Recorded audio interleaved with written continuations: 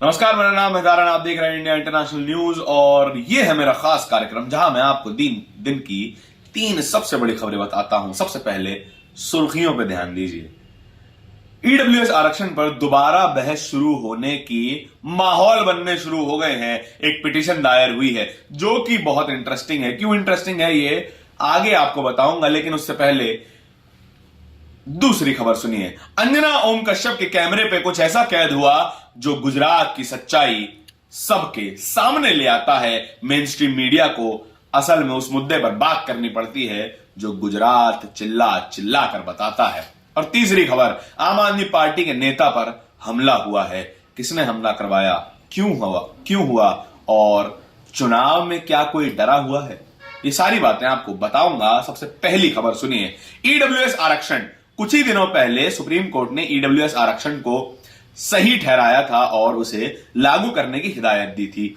10% EWS आरक्षण उन लोगों को मिलेगा जिनकी सालाना आय 8 लाख रुपए से कम है। लेकिन एक पिटीशन दायर होती है जो कहती है कि सरकार उन लोगों से टैक्स नहीं लेती जिनकी सालाना आय 2.5 लाख रुपए से कम है, और 8 लाख वालों से सरकार टैक्स लेती है। और आरक्षण के मामले में 8 लाख कमाने वाला भी गरीब है और टैक्स के मामले में 2.5 लाख कमाने वाला। तो ये दोनों चीजें साथ में कैसे चल सकती हैं कि 8 लाख वाला भी गरीब और 2.5 लाख वाला भी। ये बड़ी इंटरेस्टिंग बात है। आप समझिएगा कि जब भी आरक्षण को लागू करने की बात होती है तो वो कह दिया जाता है कि ये राज्य का विषय है और आरक्षण कोई गरीबी उन्मूलन प्रोग्राम नहीं था कि हमें इससे गरीबों का उत्थान करना है। नहीं, आरक्षण हमेशा रिप्रेजेंटेशन का प्रोग्राम था कि समाज के हर वर्ग की समान हिस्सेदारी हो। जितनी उनकी संख्या है उसी अनुपात में सत्ता में उनकी हिस्सेदारी सुनिश्चित की जाए, और सत्ता के साथ साथ शैक्षणिक संस्थानों में, सरकारी नौकरियों में और अलग अलग पावर सेंटर्स में उनकी जो है हिस्सेदारी तय की जाए। यह मकसद था आरक्षण का, ना कि गरीबी हटाना। गरीबी हटाने के लिए, गरीबी कम करने के लिए तरह तरह के प्रोग्राम चलाए जाते हैं और उस पर लाखों करोड़ों रुपया भी खर्च होता है, लेकिन उनको सही से नहीं चलाया जाता। और फिर बात आती है कि आरक्षण की वजह से बहुत सारे लोगों की सीटें चली जाती हैं।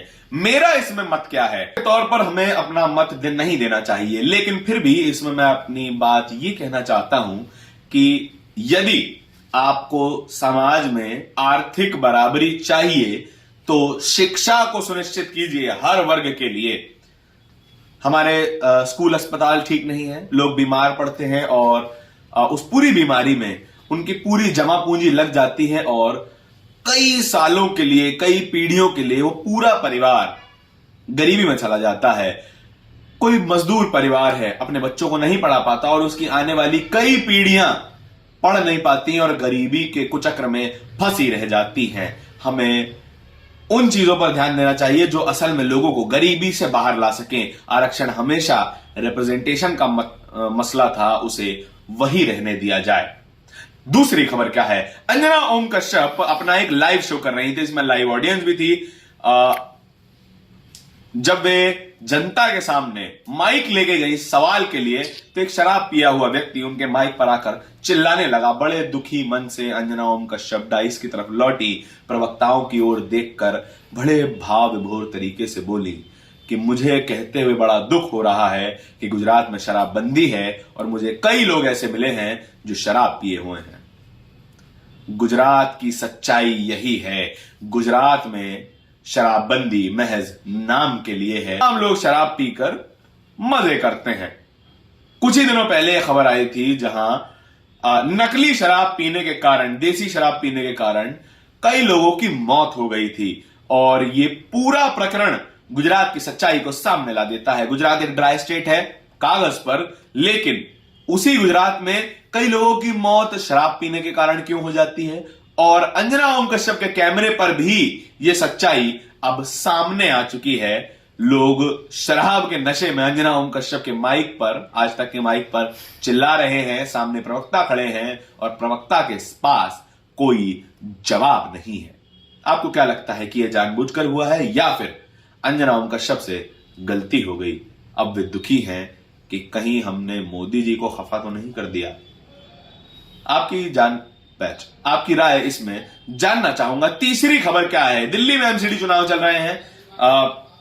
आम आदमी पार्टी का दावा यह है कि बीजेपी 50 सीटों में सिमट जाएगी, कांग्रेस का सुपड़ा साफ हो जाएगा और सरकार बनेगी आम आदमी पार्टी की एमसीडी में। 15 साल से बीजेपी की सरकार है एमसीडी में, और अब जो हो रहा है दिल्ली में, कुछ ही दिनों पहले आम आदमी पार्टी कार्यकर्ता और बीजेपी कार्यकर्ताओं के बीच में हाथापाई भी हुई थी। और कल की यह खबर है, मटियाला से विधायक, उन पर हमला हुआ है। जब वे पूरे दिन का प्रचार खत्म करके अपने कार्यकर्ताओं के साथ मीटिंग कर रहे थे, तब उनके ऑफिस पे हमला होता है। हमला करने वाले कौन हैं और आम आदमी पार्टी के असर्शन से डरे हुए लोग कौन हैं, ये मैं आपसे जानना चाहता हूं। क्या हमारे देश में राजनीति यही बच गई है कि हम छोटे से छोटे चुनाव पर भी एक दूसरे से असहमत नहीं हो सकते? असहमति भी नहीं की भी जगह नहीं बची है हमारे देश में।